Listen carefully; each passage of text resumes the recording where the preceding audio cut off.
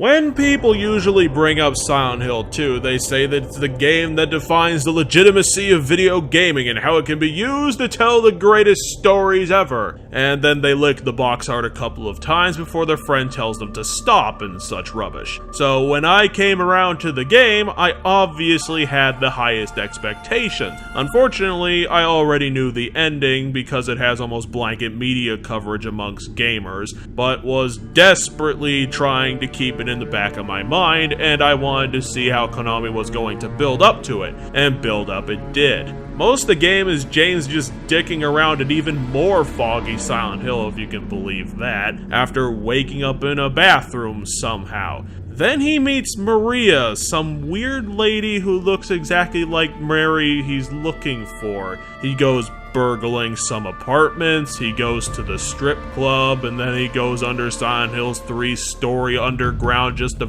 find a frickin' boat, all in the effort to find the diseased corpse that used to be his wife. Unlike Silent Hill, everyone you meet in Silent Hill 2 is unreliable and out of their fucking gourds. Angela's kind of scared of everything and completely unhelpful. Definitely the least likely to cleave you in the face with a spoon. Eddie doesn't seem to give a shit about anything, and Laura...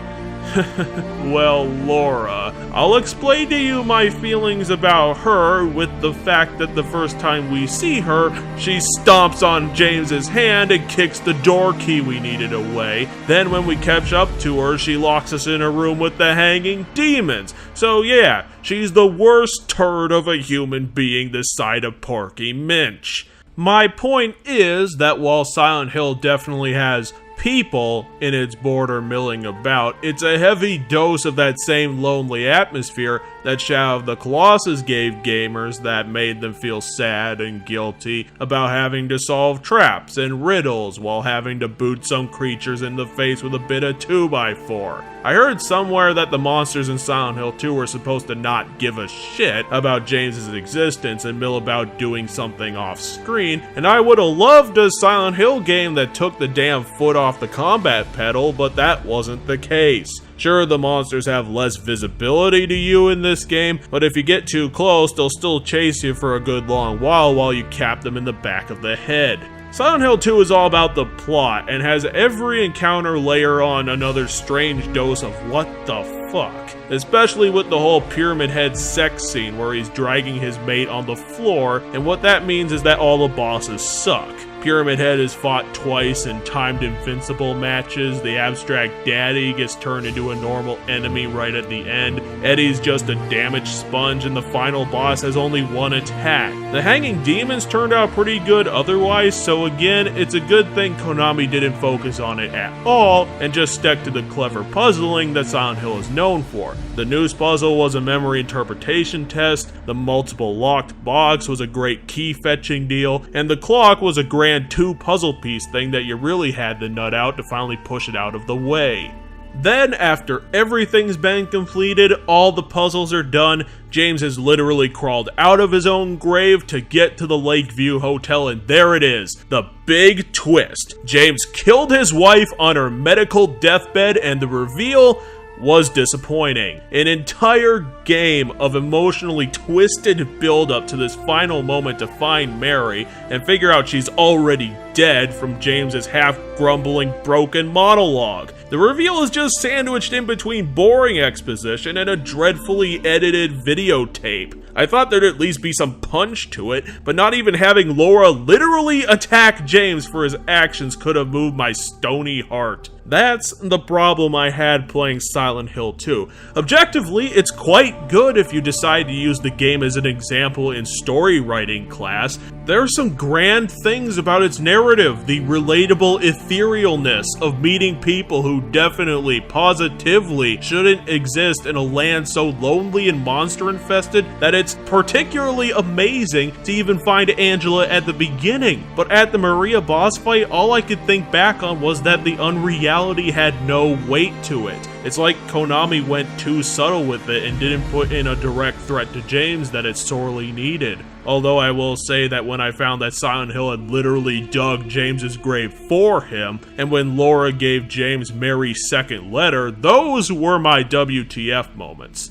So while I'd say that it's amazing objectively, subjectively, the scare factor is middling here. The enemies are subdued, the music's lighter, and there was a bit too many resources littered about. After I finished Maria and the Nightmare off, James got the Leave ending, where Mary and James were able to reconcile their feelings about the merciful murder thing since Mary was interminably ill and suffering in bed, and that's what Silent Hill was to James. The tortured psyches of both James and Mary manifesting guilt, anger, and sorrow into places and people to ultimately get James to some point of closure about the murder. I know that there's multiple endings and some of them are suicidal, but in my interpretation, James is a strong character. Even after the realization that he killed Mary instead of the sickness, he manages to go on to destroy his nightmare and escape Silent Hill. And he's barely even rattled by all of the kooky characters who find themselves in the ultimate pits of despair. He's a man who has the ability to forgive himself, and it was a satisfying ending despite James still prancing about with Laura, who will probably put poison in his coffee tomorrow or drop a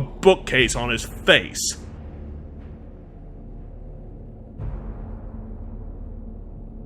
While the main story was the obvious high point of the game, I played the Restless Dreams re-release in the original Xbox that added an expansion called Born from a Wish that centers on Maria pre-meeting James.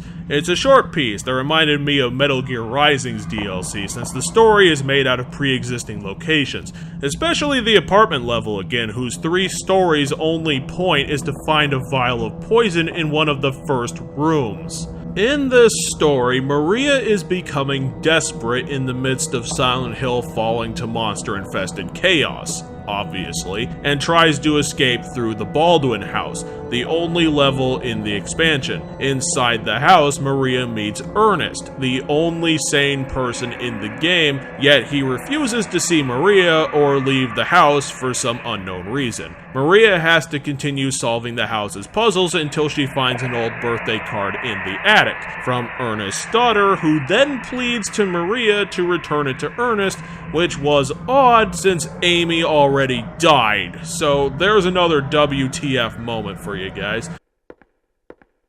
Give it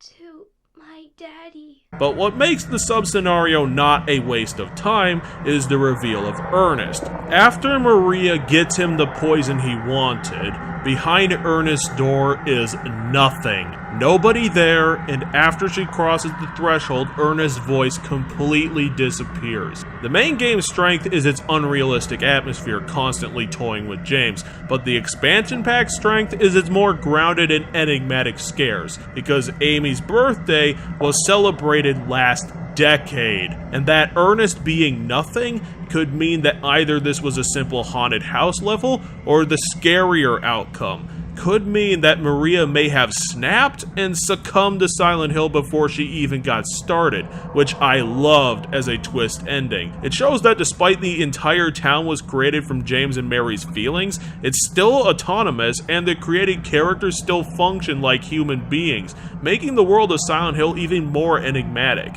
Maybe more so because Maria's decision to follow James around in spite of Ernest telling her he's dangerous means that the dangers of succumbing to Silent Hill is deadlier to her than palling around with a possible serial murderer. Silent Hill 2 Restless Dreams was creepy, a constant lingering sense of things are not right in this world, and that James and Maria need to do whatever they can to survive until Mary can be found and Silent Hill's purpose can be fulfilled. While there wasn't that direct danger sense that the original had with its music and its constant rusty environments and the fact there was monsters everywhere, the murk of getting through this horror-filled loneliness will leave an impression on the player and definitely serve as a masterclass of video game story writing that games have been trying to copy big and small for years after. It's one of the rare games that gave an expansion with some superior elements to the main game and helps flesh out the evocative location it's trying to put together. It's a great partnership that will continue to stand as one of the best games ever made it in spite of being a complete revamp from its predecessor, and it makes it even more of a shame that Konami is now 6 feet under, but what'll you do?